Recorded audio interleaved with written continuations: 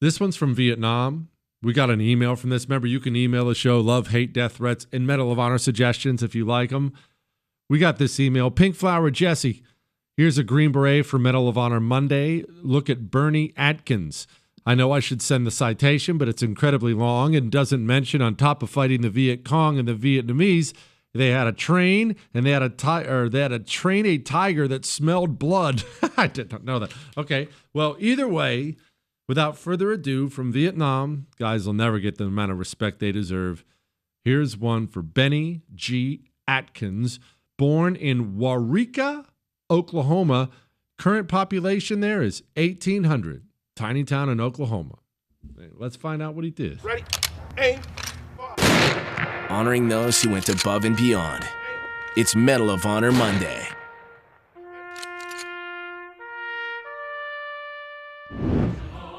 Sergeant First Class Bennie G Adkins distinguished himself by acts of gallantry and intrepidity at the risk of his life above and beyond a call of duty while serving as an intelligence sergeant with Detachment A-102, 5th Special Forces Group, 1st Special Forces, during combat operations against an armed enemy at Camp A Shah, Republic of Vietnam, from March 9th to 12th, 1966.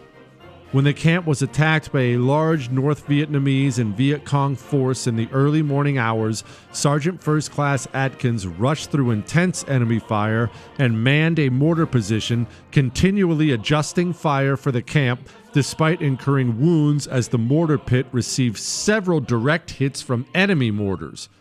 Upon learning that several soldiers were wounded near the center of the camp, he temporarily turned the mortar over to another soldier, ran through exploding mortar rounds, and dragged several comrades to safety. As the hostile fire subsided, Sergeant First Class Adkins exposed himself to sporadic sniper fire while carrying his wounded comrades to the camp dispensary.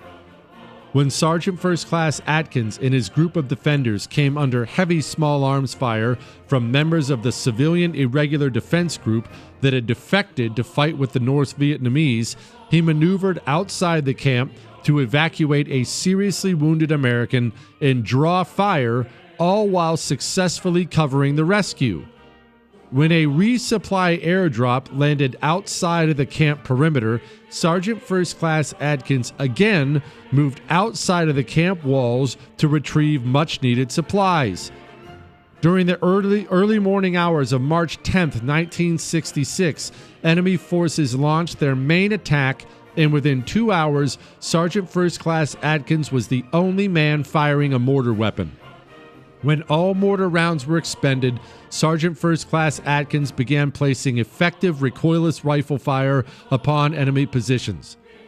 Despite receiving additional wounds from enemy rounds exploding on his position, Sergeant First Class Adkins fought off intense waves of attacking Viet Cong.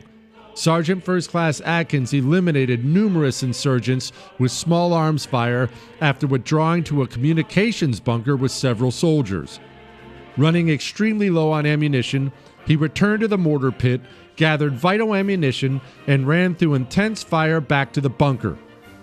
After being ordered to evacuate the camp, Sergeant First Class Adkins and a small group of soldiers destroyed all signal equipment and classified documents, dug their way out of the rear of the bunker, and fought their way out of the camp.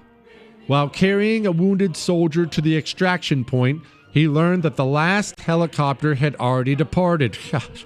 Sergeant First Class Adkins led the group while evading the enemy until they were rescued by helicopter on March 12th, 1966.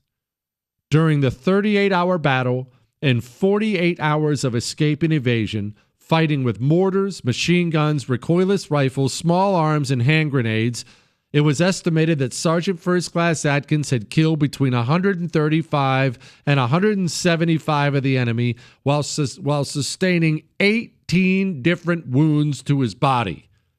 Sergeant First Class Adkins' extraordinary heroism and selflessness above and beyond the call of duty are in keeping with the highest traditions of the military service and reflect great credit upon himself, Detachment A-102, 5th Special Forces Group, 1st Special Forces, and the United States Army. daggone. Vietnam, man. I've been kind of nerding out on a bit of Vietnam recently. Yes, I'm still doing my kamikaze research, but I've been nerding out on a bunch of Vietnam stuff. And one thing that was amazing about that war and horrible about the war was they were really good too. They were the Vietnamese, the North Vietnamese and the Viet Cong. Remember, the Viet Cong, they were the rebel guerrilla group in South Vietnam. There were North Vietnamese Army. Those were the Army regulars. But then there were Viet Cong in the South. Those were the ones who pretended to be farmers and things like that. And then they'd grab a rifle after dark and go kill somebody with it. But they weren't untrained. Remember, they had just fought the French. After World War II, the Vietnamese people wanted to expel the French because the French had colonized Vietnam back in the 1800s. Vietnam's great for rubber, and rubber's huge, always will be huge. So Vietnam wanted all the rubber. They colonized Vietnam. Finally, post-World War II, the Vietnamese had had enough and decided to square off against them. And they beat the French army. I know you're laughing because it's the French army, but for a tiny country like Vietnam to defeat a country like France is a big deal. They defeated the French army and they learned a lot of things.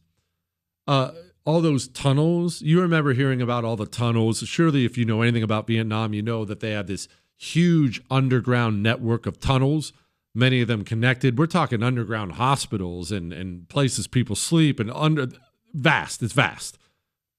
Well, they didn't create that during our Vietnam War. That was created before the Vietnam War. Of course, they improved upon it and added to it during our Vietnam War, but these were people who had been fighting big boy countries for a very long time. And as it pertains to this, we would have camps and they would overrun them. We didn't win every engagement on the ground.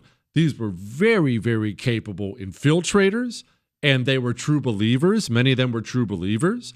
They started selling people. Ho Chi Minh, was really selling people on dying for the communist cause. And you can always find a true believer to do that. And there was one story I read where a camp, one of these camps, I believe it was a special forces camp, had been overrun by these highly, highly trained sappers, infiltrators.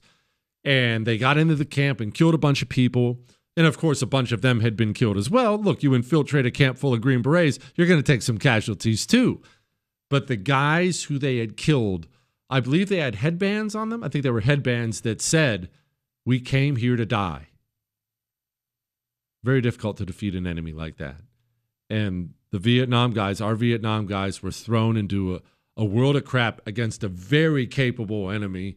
And we had a lot of lions over there, and they deserve all the respect in the world.